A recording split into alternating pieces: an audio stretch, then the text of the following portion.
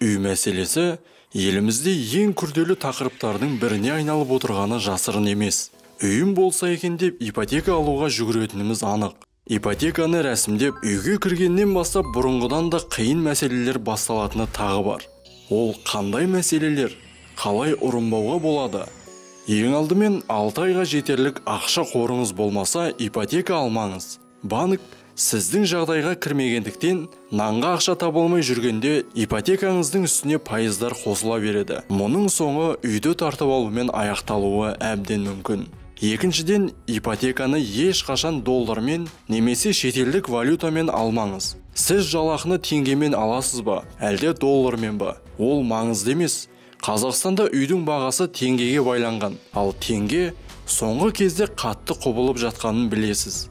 Ешқашан ипотеканы 10 жылдан асатын уақытқа алмаңыз. Сізге банк 15 жыл, 20 жыл керек десеңіз, 30 жылдық ипотекаларды қуана-қуана ұсынатын болады. Неғұрлым жылы ұзақ болса, соғұрлым айына төлейтін сомаңыз аз болады деп сендіреді. Рас айтады, бірақ сіз айына төлейтін ақшаның көлеміне емес, соңында банкке неше миллион теңге беретініңізді есептеп көріңізші.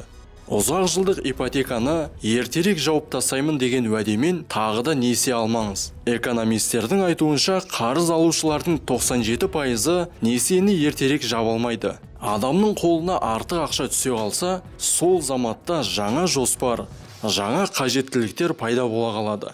Дағдарыс уақытында ипотека алмаңыз. Дағдарыс басталғанда ұстанатын 2 алтын ереже бар. Қарыздардан қандай жолмен болса да тезірек құтылуға тырысу. Екіншіден, қиналып қалмау үшін қор жинау. Дағдарыс уақытында жылжымайтын мүліктің бағасы төмендейді.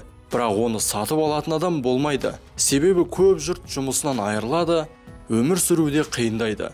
Дәл қазіргі жағдай секілді. Соңғысы, тұрақты жұмысыңыз болмаса, ипотека алмаңыз. Лауазымыңызды өсіруге, мейлінше қымбат жалақылы жұмыс табуға барыңызды салыңыз. Сонда ғана ипотеканың қарызын ай сайын төлеп тұруға мүмкіндігіңіз де артатын болады. Әсіресе бұл бір ғана адамы жұмыс істейтін отбасыларға құлақ қағыс. Ал сіз ипотекаға үй алар ма едіңіз?